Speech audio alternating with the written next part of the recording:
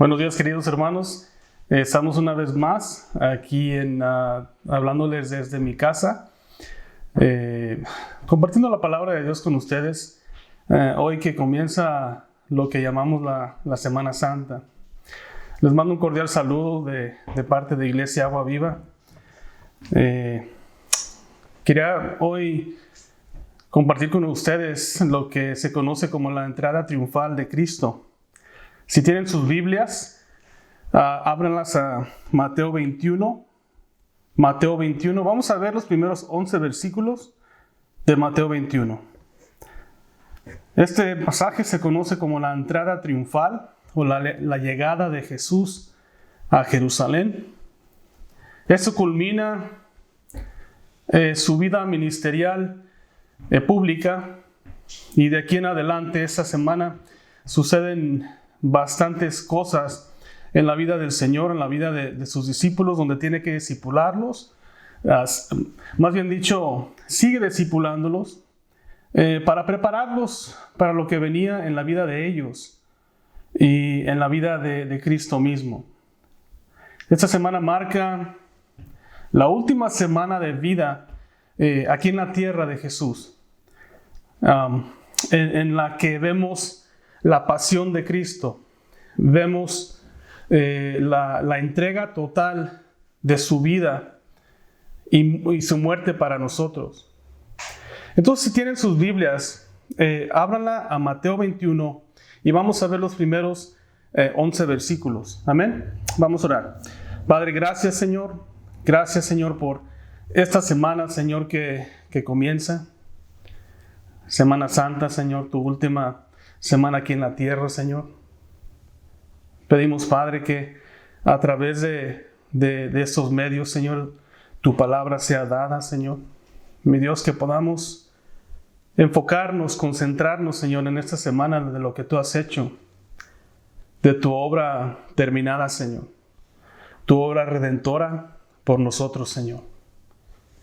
Gracias, Padre, por todos los que estén viendo este mensaje a través de este medio. Pido bendición, pido, Padre, que les ayudes.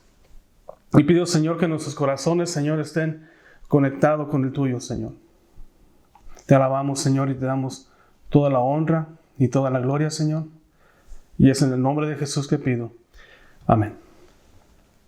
Mateo 21, versículo 1 dice: Cuando se acercaron a Jerusalén y llegaron a Betfagé, junto al monte de los olivos, Jesús envió a 2 discípulos, diciéndoles: Vayan a la aldea que está frente a ustedes, y enseguida hallarán una asna atada y un borriquillo con ella. Desátenla y tráiganmelos. Si alguien les dice algo, díganle: el Señor los necesita y luego los enviará. Todo eso aconteció para cumplir lo dicho por el profeta cuando dijo: Digan a la hija de Sión: He aquí tu rey viene a ti, manso y sentado sobre una asna y sobre un borriquillo, hijo de bestia de carga. Los discípulos fueron e hicieron como Jesús les mandó. Trajeron el asna y el borriquillo y pusieron sobre ellos sus mantos, y se sentó encima de ellos. La mayor parte de la multitud tendió sus mantos en el camino, mientras otros cortaban ramas de los árboles y las tendían por el camino. Las multitudes que iban delante de él y las que lo seguían aclamaban diciendo: Hosana al Hijo de David, bendito el que viene en el nombre del Señor, Hosana en las alturas.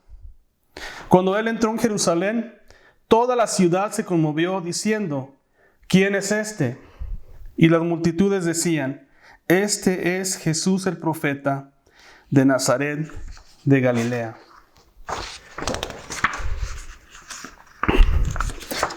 La entrada a Jerusalén, la entrada de Jesús a Jerusalén marca la última semana del ministerio terrenal de Jesús, como les había dicho anteriormente. Esto para nosotros, hermanos, para el cristiano, todos los cristianos en el mundo, los que son creyentes, es el comienzo de lo que llamamos la Semana Santa. Para ti y para mí que hemos conocido al Señor, que lo hemos recibido, hemos aceptado esa obra redentora de parte de Dios, de Jesús, es o debería de ser una semana de reflexión. Una reflexión en lo que el Señor Jesús es para ti, es para mí. ¿Quién es Jesús para ti? Es un tiempo, quizá una semana. Pues la verdad es que todos los días debería ser un momento, un tiempo de reflexionar, ¿no? Pero esta semana la podemos usar específicamente para reflexionar y renovar nuestro compromiso con Jesús. Quizá esta semana sea cuando tú renuevas esa llama de amor y de fe que tenías cuando primero te convertiste. Quizá esta semana sea el día de tu conversión, sea la semana de tu conversión, cuando ves y te das cuenta y el Señor te revela todo lo que hizo por ti. La Semana Santa es la razón por la que existe su iglesia. La Semana Santa es la semana más importante, más sagrada de toda la Escritura. Más que la Navidad, la Semana Santa es y se trata todo de Jesús. Dice el versículo 1 que iban acercándose a Jerusalén, pero que antes de llegar a Jerusalén llegó a Betania, en donde se encontraban Lázaro, Marta y María. Y ahí vemos que pasa tiempo ministrando con ellos. Es ahí donde María le lava los pies a Jesús con un perfume muy caro, donde está ministrando. Lázaro pasa tiempo con él. Marta, como siempre, está sirviendo dentro de su casa.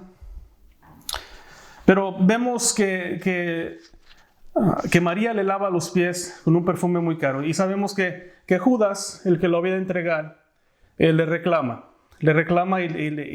y pregunta por qué mejor no se vendió ese perfume y el dinero dado a los pobres. Sabemos muy bien que la intención de él no era ayudar a los pobres, era más bien sacar dinero de la bolsa. Esa era la intención de Judas. De ahí pasan ellos, los discípulos y Jesús pasan por un lugar, una aldea que se llama Betfagé. Una aldea que se encuentra cerca de Betania y un poco más cerca a Jerusalén. Entonces el versículo 1 al 3 dice: cuando se acercaron a Jerusalén y llegaron a Betfagé, junto al monte de los olivos, envió a 2 discípulos. Uno tiene que preguntarse, ¿por qué un asno? ¿Por qué un borriquillo y no un caballo? Porque es que Jesús entra de esta manera tan dignificada, pero tan humilde. Lo hace para cumplir la profecía en el libro de Zacarías, capítulo 9, versículo 9. Dice Zacarías 9:9: alégrate mucho, oh hija de Sión, da voces de júbilo, oh hija de Jerusalén. He aquí tu rey viene a ti, justo y victorioso, humilde y montado sobre un asno, sobre un borriquillo, hijo de asna. La llegada de Jesús sobre un borriquillo es de manera deliberada. Es un rey que llega a Jerusalén, pero un rey que es humilde, pero digno de ser alabado. ¿Por qué no entra con un caballo? ¿Por qué no entra como una persona importante, digamos? Un caballo era considerado un animal de guerra. Jesús no vino en plan de guerra, sino en plan de paz. Él es el príncipe de paz. Versículos 4 y 5. Todo esto aconteció para cumplir lo dicho por el profeta, cuando dijo: digan a la hija de Sión, He aquí tu rey viene a ti, manso y sentado sobre una asna y sobre un borriquillo, hijo de bestia de carga. Aquí Mateo nos está recordando lo que hay en Zacarías acerca de la profecía, de cómo iba a entrar Jesús, de qué manera iba a entrar Jesús a Jerusalén. Entonces, en su primera venida, Jesús viene con el mensaje de reconciliación. Viene con el mensaje de Salvador del mundo y el mensaje de la paz. En su segunda venida, Jesús vendrá como juez. Ya no vendrá con ese mensaje de paz, sino que vendrá a juzgar al mundo. Lo que vemos aquí es un Mesías humilde, que dentro de pocos días Él daría su vida por ti y por mí.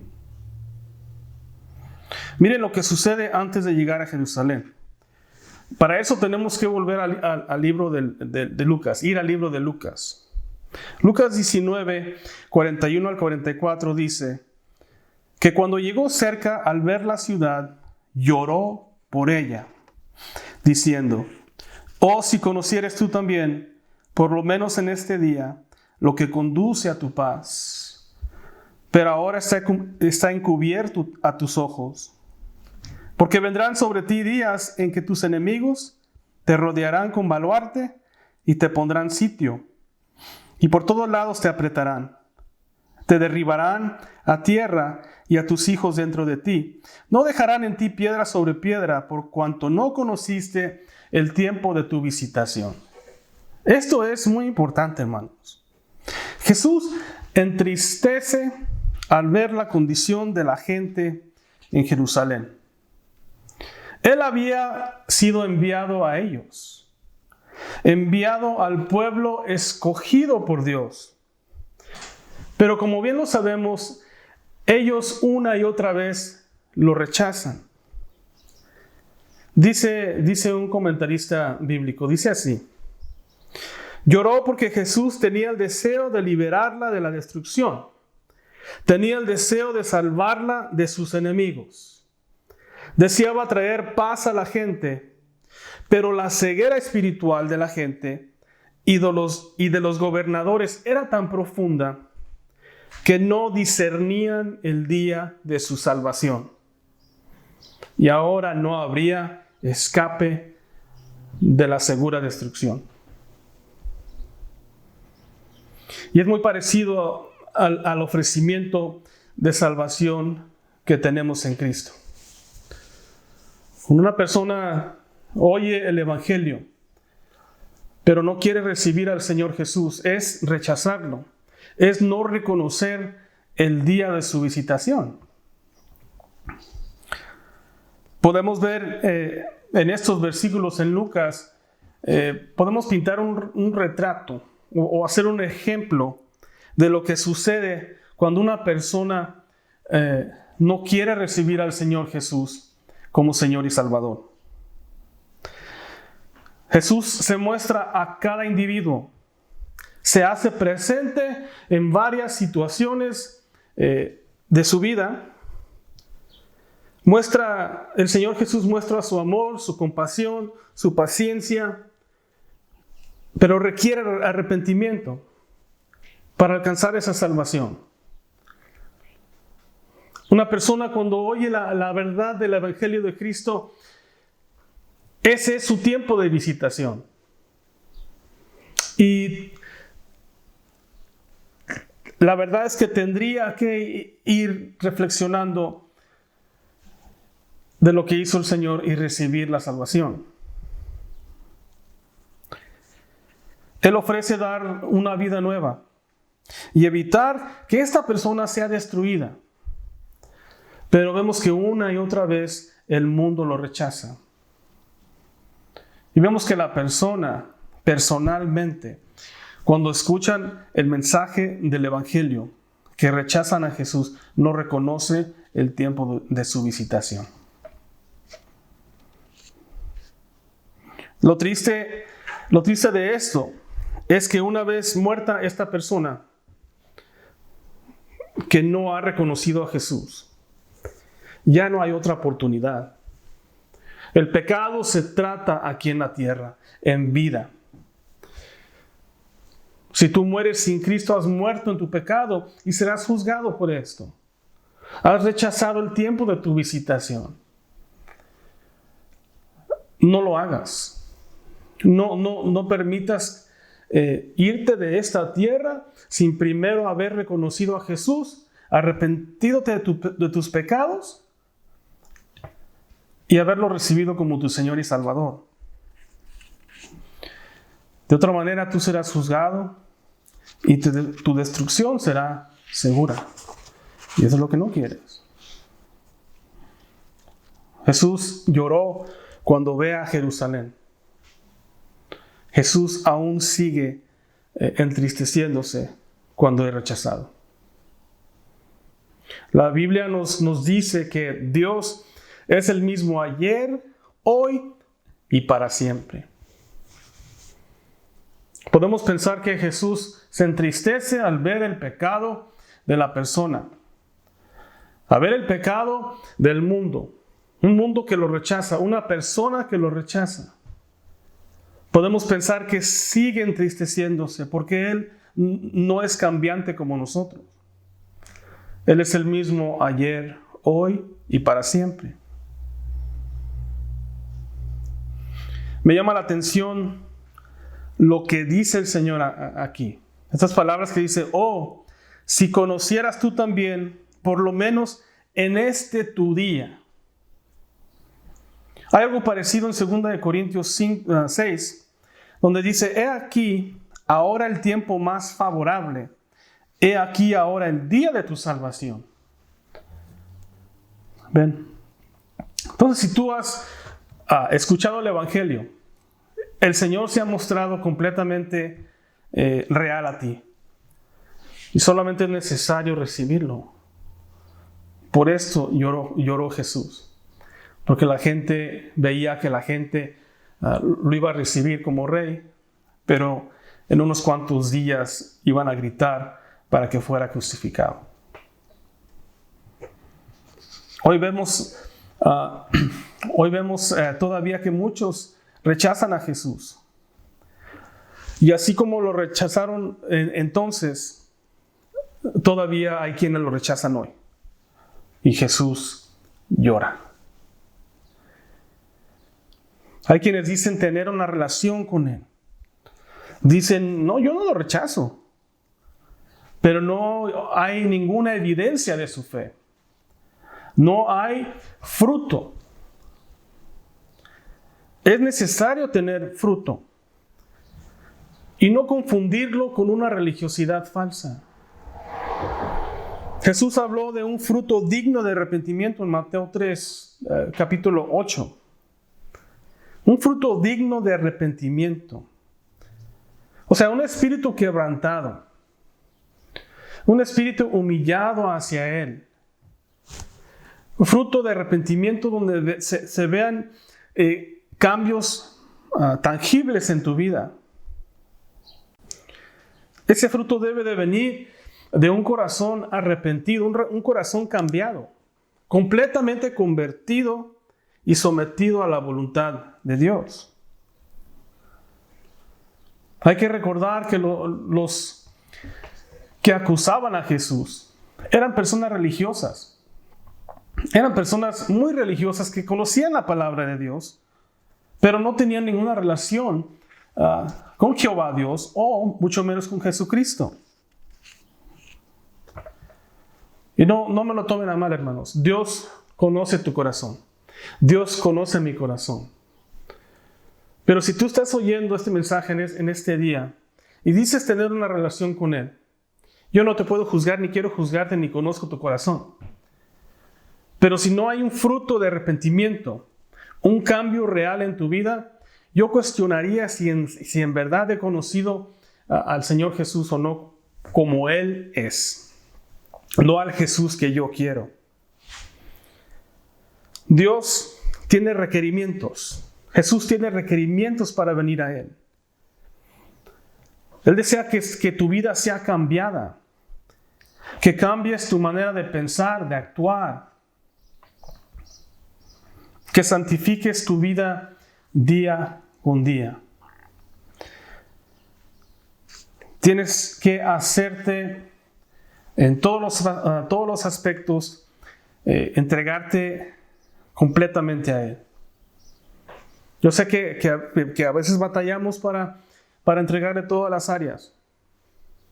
Pero el punto aquí, hermanos, es que no lo rechaces en tu vida. Que no sea que el Señor llore por ti porque lo recibes un día y al otro día lo rechazas. Ese es el punto honesto. Vemos los versículos 8 y 9. Dice, la mayor parte de la multitud tendió sus mantos en el camino, mientras otros cortaban ramas de los árboles y las tendían por el camino. Las multitudes que iban delante de él y las que lo seguían aclamaban diciendo, Hosana al Hijo de David, bendito el que viene en el nombre del Señor, Hosana en las alturas. Fíjense lo que dice la Escritura. La mayor parte de la multitud.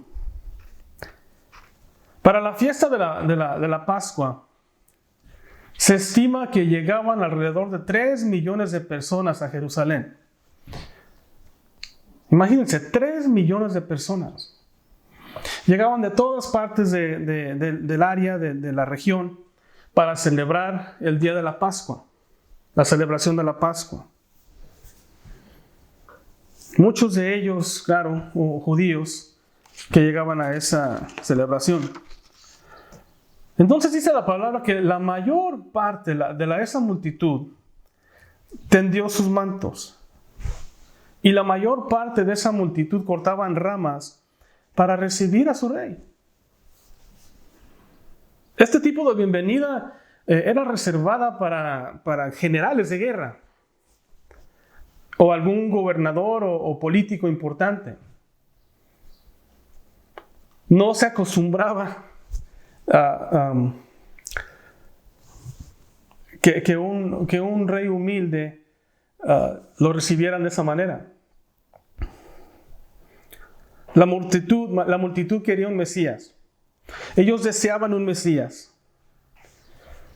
Pero donde tenían las cosas equivocadas era que ellos querían un Mesías que llegara a liberarlos de la mano dura, de la opresión de los romanos. Y es por eso que lo reciben así.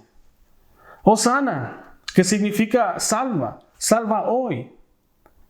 Salva hoy, Hijo de David. Queremos el Mesías que nosotros nos hemos figurado, el que deseamos.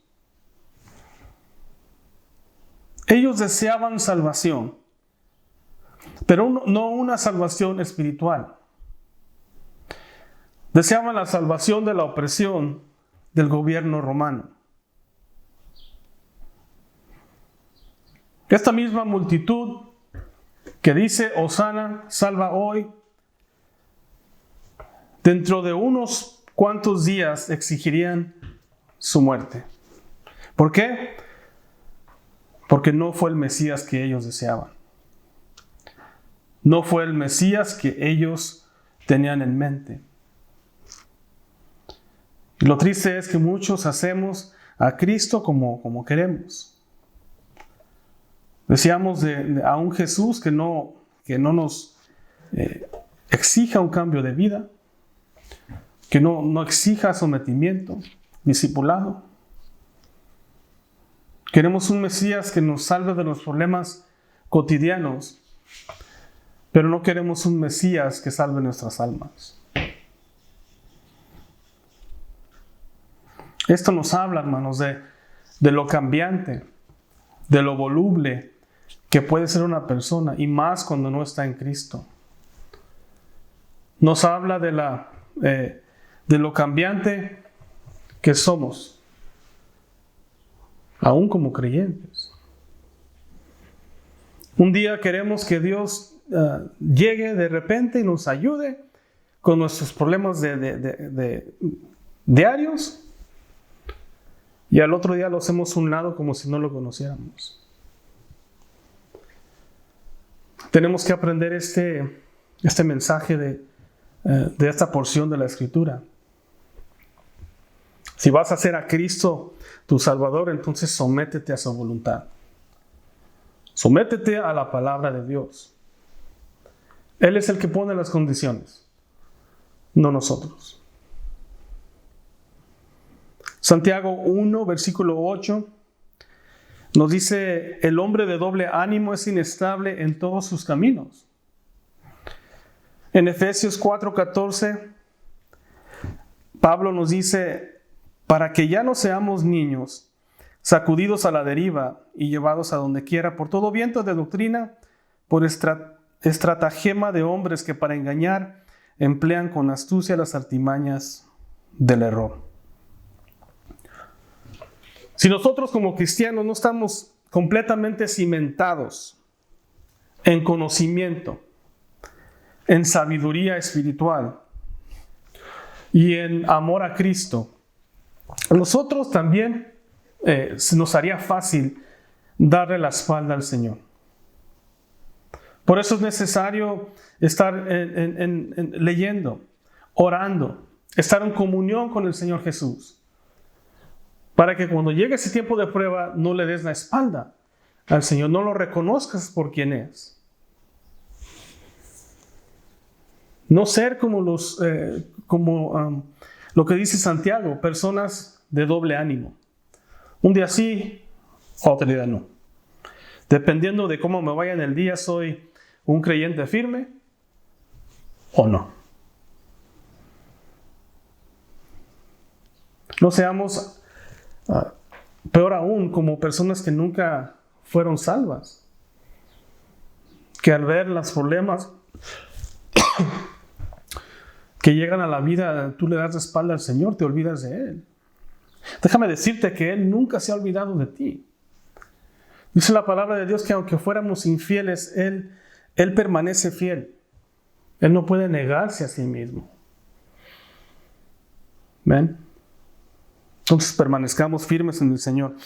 2 Corintios 13:5 dice: examínense a ustedes mismos para ver si están firmes en la fe.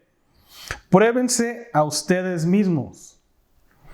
Nadie puede conocer tu corazón, nadie conoce el mío, pero el Señor lo conoce. Dice: examínense ustedes y pruébense ustedes mismos. Nadie puede decir que no eres creyente, pero el Señor es el que conoce tu corazón. Y dice: ¿o no conocen en cuanto a ustedes mismos que Jesucristo está en ustedes, a menos que ya estén reprobados? Asegúrate que estás en la fe. Asegúrate que no eres una persona cambiante, como esta multitud que lo recibió a gritos y alabanzas, pero a la vez lo rechaza. Versículo 10 y 11. Cuando él entró en Jerusalén, toda la ciudad se conmovió diciendo: ¿quién es este? Y las multitudes decían: este es Jesús el profeta de Nazaret de Galilea. Jesús aceptó la alabanza de la multitud. Pero como les dije, esto lo hizo a propósito. Esto lo hizo deliberadamente. No es que no quisiera ser alabado, él aceptó la alabanza de ellos. Pero esto aceleraría su muerte. Esto haría que los sacerdotes, los fariseos, el Sanedrín, se pusieran de acuerdo para matarlo. Él no era ningún dignitario, no era ningún gobernador o un general de guerra para entrar así en esta ciudad. Y la gente decía: ¿quién es este? Decían: él es el profeta de Nazaret. De Nazaret, decía a uno de los discípulos, no puede salir nada bueno. Mas la gente lo recibe, aunque sea por ese momento, por esos momentos, como rey, como Mesías. Esto despertaría más el odio de los sacerdotes, de los fariseos, de los saduceos. Hemos visto en Juan y en los evangelios que el Señor dice que todavía no era su tiempo, pues su tiempo ha llegado.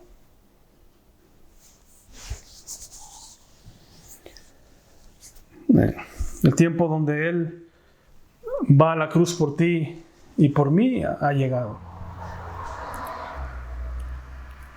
En unos pocos días Él iría a la cruz. Era su tiempo. Si tú nunca has leído un evangelio, y yo creo que más el evangelio de Juan, acerca de la vida y la muerte de Jesús, te estás perdiendo de mucho. Esto toca mi corazón de una manera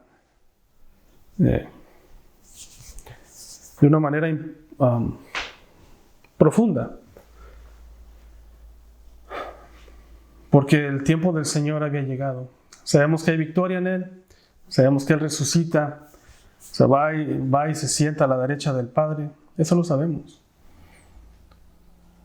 Pero tenemos que darnos cuenta que esta semana, la semana de la pasión de Cristo, es cuando Él termina la obra por ti y por mí.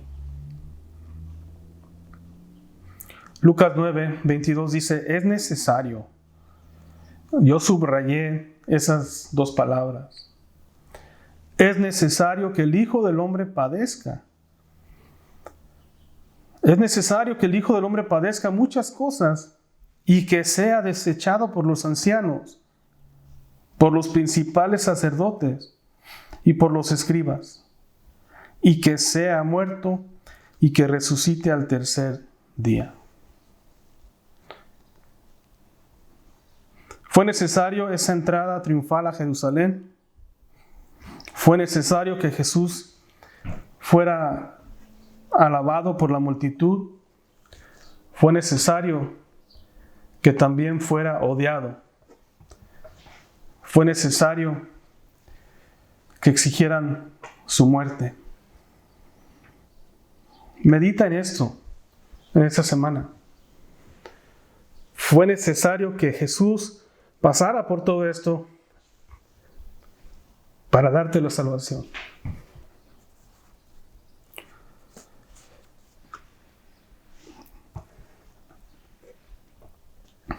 Esta semana, mientras haces tus quehaceres, mientras estás encerrado y vives tu vida en la libertad espiritual que Jesús te ha dado, esta semana medita en Él.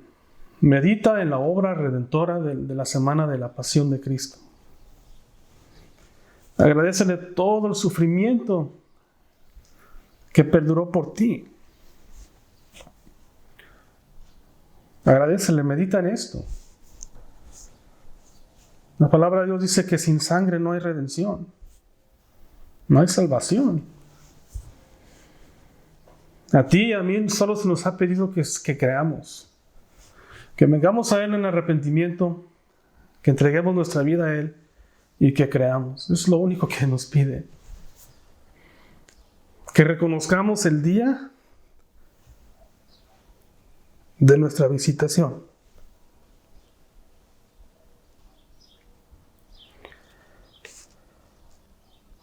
Espero, hermanos, que tomen en cuenta esto, que mediten en estas cosas. Hay mucho aquí, que no seamos cambiantes, que veamos al Señor Jesús por lo que es. No es un genio que sale de una botella y se aparece y te ayuda y luego lo volvemos a meter ahí. Él es Señor, Él es Salvador. Y lo que ha hecho por ti y por mí es algo que nunca volveremos a ver, obviamente. Y algo que tenemos que apreciar como creyentes. Dar el mensaje de esta salvación a este mundo que está perdido. Este mundo que en estos tiempos más que en muchos años está confundido. Dile a aquel que está confundido, Cristo te ama. Fíjate lo que hizo el Señor por ti. Él está esperando que tú le des su vida. Si tú eres creyente, fortalece tu fe. Profundiza lo que el Señor hizo por ti y da ese mensaje de salvación. No te quedes con las manos cruzadas. Cristo te ama y quiere una relación sana contigo. Si tú has escuchado de Cristo y nunca has recibido ese regalo de salvación, te invito a que lo hagas. Te invito a que examines tu vida y veas si en verdad estás en la fe. Que vengas a Él en arrepentimiento y lo hagas tu Señor. Amén. Padre, gracias, Señor, por tu palabra. Gracias, Señor, por esta semana, mi Dios, que sabemos que tú diste tu vida por nosotros, Señor, y que en tu amor, Señor, nos llamas y nos perdonas y requieres una vida de fe. Pido, Señor, que podamos ver esto, Señor. Podamos reconocer, meditar en ti, Señor, esta semana, Padre. Gracias, Señor, por las personas que ven este mensaje, Señor. Yo sé que fue algo corto, pero, Padre, tú conoces, Señor, que mi intención es compartir tu palabra, Señor. Te alabamos, Señor, y te bendecimos. Y te lo pedimos todo en el nombre de nuestro Señor Jesús. Amén. Dios